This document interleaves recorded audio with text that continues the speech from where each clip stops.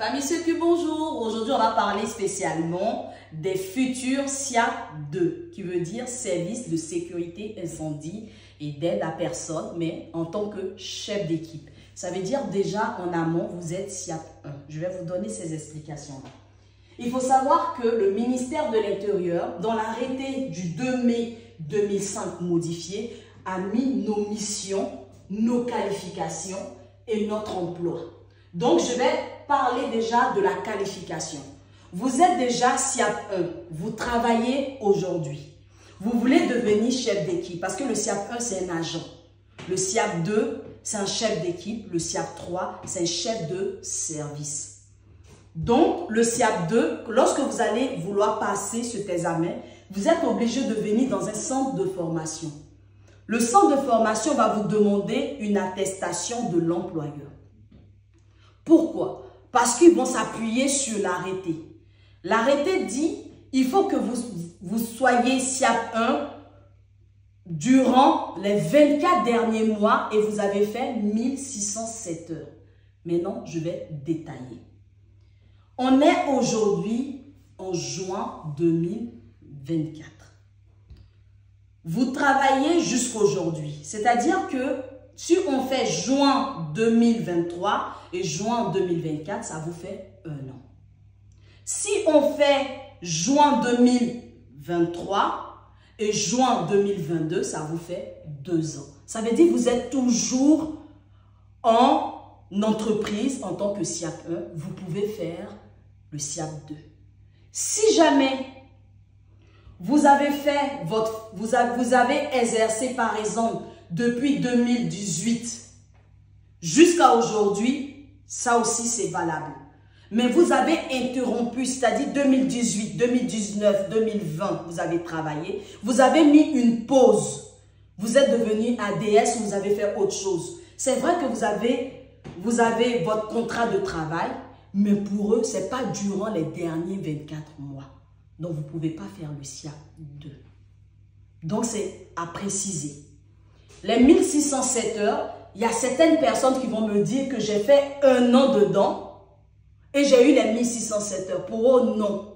Durant 2 ans, 1607 heures. Parce que ça a été calculé. C'est vrai qu'on fait 2 boulots. Donc, ça, c'est pour la qualification. Donc, vous envoyez l'attestation de l'employeur. Il faut aussi une visite médicale avant de rentrer en formation. Donc, vous envoyez votre visite médicale. Il faut envoyer votre SST en cours de validité. Si vous ne l'avez pas et que c'est arrivé à échéance, il faut obligatoirement que vous puissiez faire un MAC SST d'une journée. OK? Vous envoyez votre diplôme qui prouve que vous avez fait le SIAP 1 parce que vous avez le procès verbal avec un numéro unique qui est relié à votre nom. Donc, vous envoyez ça. Maintenant, au cours de la formation, vous avez 70 heures. Mais votre formation va se passer en 3 phases.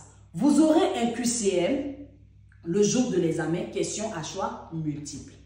Vous allez avoir des tirages au sort. Chaque centre de formation a des sujets propres à eux. On peut avoir 12 sujets parce qu'on se dit l'effectif, il faut 12 personnes pour une formation, mais on peut rajouter 3 personnes en plus lorsqu'ils sont ajournés, c'est-à-dire qu'ils ont été échoués avant. On vient les rajouter, mais ils ne font pas partie des initiaux. Donc, vous allez les tirer au sort. Si vous remarquez bien mes vidéos, je fais beaucoup de sujets pour aider les SIAP 1 à comprendre et en même temps les SIAP 2 à comprendre. Le problème, c'est que dans l'arrêté, ce n'est pas forcément de la pédagogie, mais c'est de la compréhension. Donc, moi, je vais terre à terre dans mes formations. Le plus important, c'est pour toucher un bon nombre de personnes. Je ne suis pas là pour la pédagogie extra. Si tu comprends, on ne met pas notre famille ou le peuple en danger. Voilà pourquoi. OK? Et après, vous aurez une gestion de crise. Parce que la réglementation dit qu'on doit être 3 OPC au minimum. C'est-à-dire qu'il y aura un chef d'équipe et 2 agents. Donc, vous aurez 3 cas. Vous devez les prendre par ordre de sévérité, ça veut dire ordre de priorité. Est-ce que tu vas prioriser un feu ou tu vas prioriser un incendie ou un feu, ou tu vas prioriser une personne qui est bloquée dans l'ascenseur, ou tu vas prioriser une fuite d'eau, répondez-moi pour ceux qui sont déjà SIAP 1 sur site. Après ça, ils vont délibérer. Vous aurez un président du jury qui est le pompier et 2 SIAP 3. Pourquoi on met les SIAP 3 en fonction? Parce qu'on se dit, à votre avis, est-ce que vous pouvez embaucher X? Parce que vous allez faire l'oral. Il va voir est-ce que vous connaissez par exemple les moyens de secours, les missions et tout. Et à la suite de ça, vous aurez un diplôme. Lorsque vous allez être employé dans une entreprise, pareil comme un SIAP 1, on a besoin de votre diplôme SIAP 2, de votre SST en cours de validité, de votre habilitation électrique, ok, et de votre SST en cours de validité. Et il faut savoir qu'on ne va pas vous laisser seul sur le site parce qu'ils disent que vous devez avoir 3 vacations en doublon avec quelqu'un qui maîtrise le site. 3. Pour le SIAP 1, c'est 2. Pour le SIAP 2, c'est 3. Donc, quand on parle de ça, on parle simplement de votre vacation. C'est-à-dire qu'il y a 3 vacations que vous allez faire avec, vous serez en doublon. Ça va vous permettre, par exemple, que les personnes vous montrent les moyens de secours qu'ils ont dans leur établissement et de vous montrer, par exemple, le bâtiment en entier avec tout ce qu'ils ont comme désenfumage, comme colonne sèche, comme robinet et tout ce qui est locaux à risque. Après, maintenant, on va attaquer la mission. Donc, dans l'arrêté, la mission du SIAP 2, on dit respect de l'hygiène et de la sécurité du travail dans ces aspects de sécurité incendie. Là, je vais m'appuyer sur les agents. Lorsqu'on parle de respect d'hygiène, d'abord, c'est votre tenue.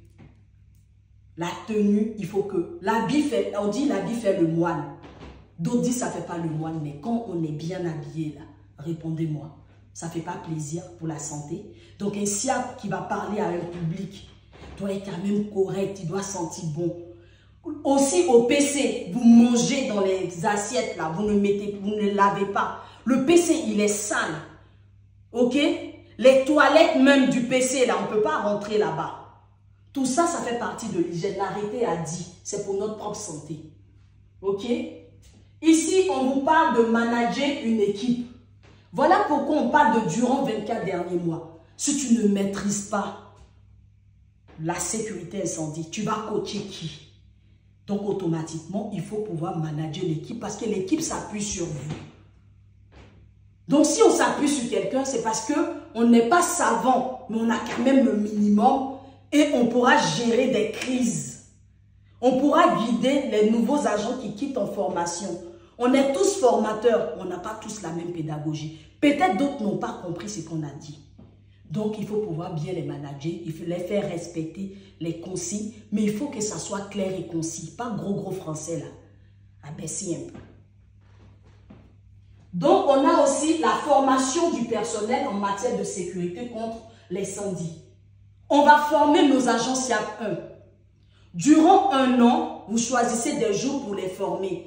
Maintenant, on va demander par exemple les types U. Donnez-moi la réponse. Les types U, c'est quel type? Moi, je laisse aussi en SMS, vous me dites les types U. Les types U, on va aussi former les employés. OK? Au sein du type U. On doit les former. Pourquoi? Parce qu'au moment du sinistre, il faut qu'elles puissent éteindre elles-mêmes le feu le temps que le PC arrive sur la partie sinistrée. Si vous avez la réponse, vous saurez pourquoi je dis ça. Parce que là-bas, il y a des personnes, je ne dis pas, donc réfléchissez. Et là, on aura la lecture et manipulation des tableaux de signalisation. Ici, la lecture, quand il y a une détection, il faut lire l'adresse. Il faut connaître son bâtiment. Il faut pouvoir manipuler. Parce que ça dépend de comment est configuré notre SSI. OK? Par rapport au désenfumage, par rapport au compartimentage. OK? Donc, si on a un DM, on ne sait pas forcément qu'on va désenfumer, mais on va compartimenter. Donc, il faut pouvoir manipuler pour mettre, lorsque le feu est avéré, pour mettre ce bâtiment en sécurité parce qu'on n'a pas désenfumé. Donc, il y a l'effet de panique, il y a l'intoxication et il y a manque de visibilité pour nous et pour les secours. Donc, il faut savoir manipuler son SSI. Ici, on a aussi délivrance des permis de feu. Le permis de feu, c'est les travaux par point chaud. Ok? Des travaux par point chaud, c'est-à-dire soudure, meulage et tout. Donc, ça conduit forcément, ça chauffe et ça peut emmener un départ de feu. Deux fois, ils peuvent souder dans le local, mais c'est plutôt le local adjacent qui a un souci. Je ferai une vidéo dessus, comment gérer un permis de feu. Ça aussi, ça fait partie du sujet de l'examen. Bon, on trouve le plus facile, mais après, il faut expliquer. La direction du poste de sécurité incendie lors des sinistres, c'est parce que le chef d'équipe, c'est lui qui va gérer la gestion de crise, parce qu'il va envoyer son agent faire sa levée de doute.